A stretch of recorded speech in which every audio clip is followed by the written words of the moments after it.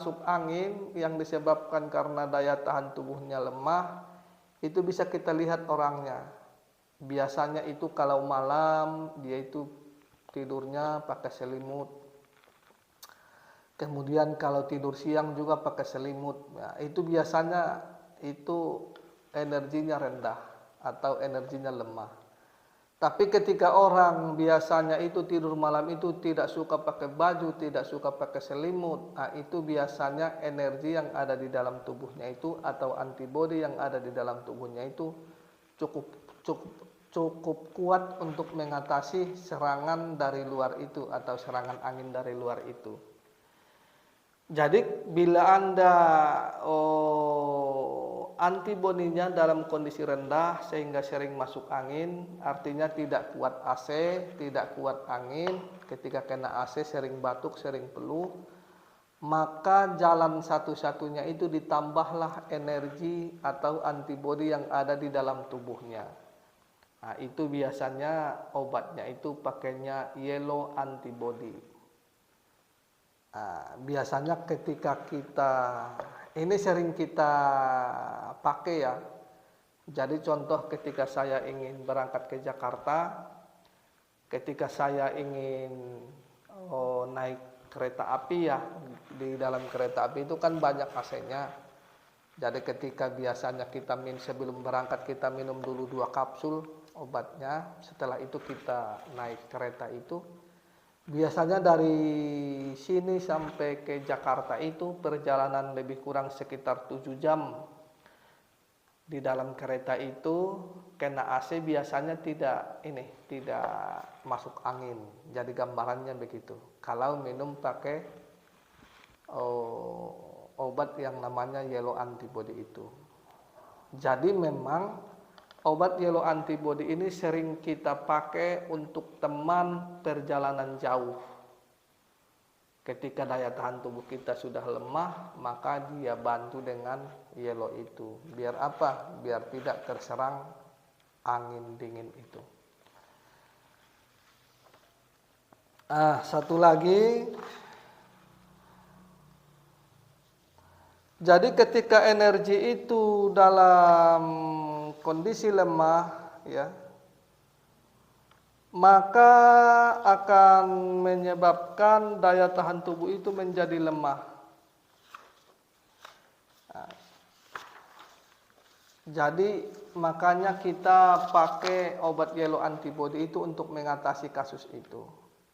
Kemudian energi itu juga berfungsi membantu untuk mempercepat pertumbuhan dan perkembangan.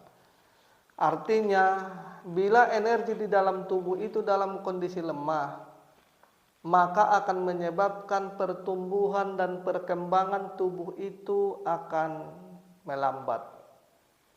Jadi, ini yang sering disebut itu penyakit Down syndrome. Apa itu penyakit Down syndrome? Penyakit Down syndrome itu seperti teman-teman kita yang berada di sekolah SLB itu ya, sekolah luar biasa itu. Artinya Down syndrome itu 5 kelemahan dan 5 keterlambatan. Jadi kelemahannya itu otot-ototnya lemah, tulang-tulangnya lemah, tangan lemah, kaki lemah, lidah lemah. Begitu juga 5 keterlambatan itu terlambat berdiri, terlambat berjalan, terlambat tumbuh gigi, terlambat tumbuh rambut, dan terlambat bicara. Jadi ketika kondisinya sudah begini, maka dipakailah biasanya obatnya itu Jingxi tonic. Kalau enggak ya biasanya pakai madu revitalisasi Qing. Nah, dengan demikian nanti ditambah lagi dengan 1 obat lagi yang disesuaikan dengan kasus penyebab utamanya. Jadi insya Allah ketika Jingxi tonic ini masuk, ketika revitalisasi Qing ini juga masuk, maka akan memperbaiki organ-organ yang kurang berkembang di dalam tubuh itu, akan memperbaiki darahnya, cairannya, energinya, dan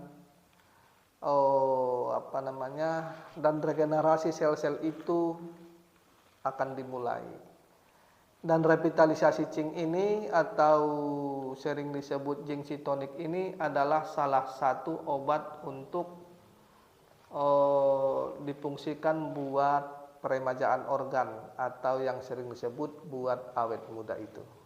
Jadi ini salah satu bahannya ya, begitu. Dalam kondisi tertentu energi itu juga difungsikan untuk mendorong dan menahan, untuk mendorong peredaran darah itu biar sampai ke tujuan, untuk mendorong peredaran cairan itu untuk sampai ke tujuan, untuk mendorong peredaran kelenjar getah bening itu untuk sampai ke tujuan. Dan energi itu juga difungsikan untuk menahan dan melancarkan, ya. Artinya untuk menahan air seni itu dan menahan air mani.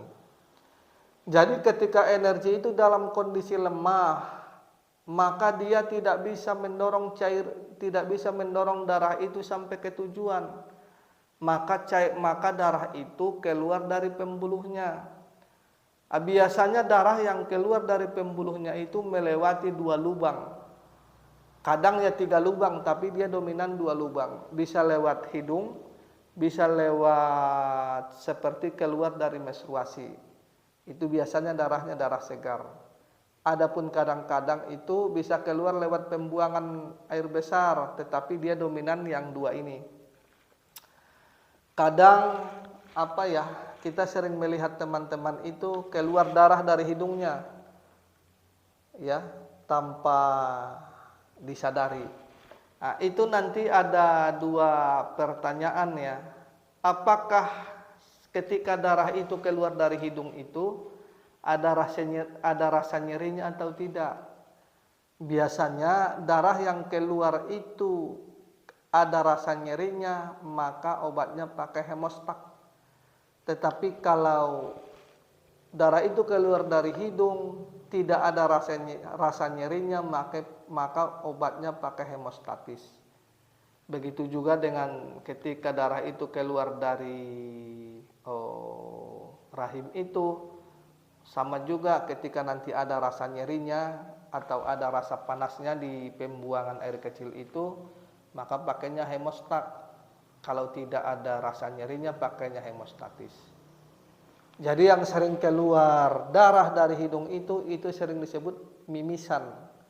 Penyakit mimisan ya. Penyakit mimisan ini biasanya disebabkan karena energi limpa itu dalam kondisi lemah. Akhirnya limpa itu tidak bisa membimbing darah dan tidak bisa membimbing darah di dalam pembuluh darah itu. Maka darah itu keluar dari pembuluhnya. Maka itu yang sering disebut mimisan. Mimisan itu bisa dari atas, bisa dari bawah. Gambarannya begitu. Nah, itu disebabkan karena kelemahan energi. Begitu juga dengan satu lagi, ketika energi itu dalam kondisi lemah, maka tidak bisa mendorong cairan itu menyebar ke seluruh tubuh. Akhirnya muncullah keringat dingin. Ya, muncul keringat dingin terus-menerus. Itu disebabkan karena kekurangan energi. Jadi kalau muncul keringat dingin terus-menerus, obatnya itu pakai red ginseng. Nah, ini insya Allah nanti kasus ini akan selesai. Karena apa? Karena energi di dalam tubuh itu sudah terlalu lemah. Maka dikasihlah dia obatnya red ginseng. Setelah itu nanti beberapa saat setelah itu maka daya dorong energi itu kembali normal lagi. Ketika dia kembali normal, ketika nanti dia keringatan lagi, maka keringat itu akan berubah jadi keringat hangat. Gambarannya begitu. Begitu juga satu lagi, ketika energi itu dalam kondisi lemah sehingga tidak bisa menahan air seni itu. Nah, ini penyakit ini yang sering disebut beser atau sering disebut beser atau sering disebut sering kencing. Maka obatnya ini yang tepat adalah nama obatnya pintu air, ya, nama obatnya pintu air. Begitu juga dengan satu lagi, ketika energi itu dalam kondisi lemah, maka energi itu tidak bisa menahan pengeluaran air mani itu. Jadi ketika kita berhubungan hanya sebentar doang keluar. Nah, ini obatnya biasanya pakainya Scorpio. Nah, tapi kalau Anda ingin lebih baik lagi, kalau Anda ingin lebih bagus lagi, maka Scorpio inilah dikombinasi dengan pintu air. Insya Allah nanti kasusnya selesai. Nah, ini gambarannya begitu ya teman-teman. Jadi kelemahan energi ini disebabkan berbagai macam-macam penyakit yang bermunculan. Jadi bila Anda rajin berolahraga untuk mempertahankan energi di dalam tubuh itu biar tetap stabil, insya Allah kasus ini akan terhindari. Tetapi bila Anda tidak rajin olahraga, terus tidak suka menggerakkan otot dan sendinya, maka dibutuhkanlah obat-obatan untuk mengatasi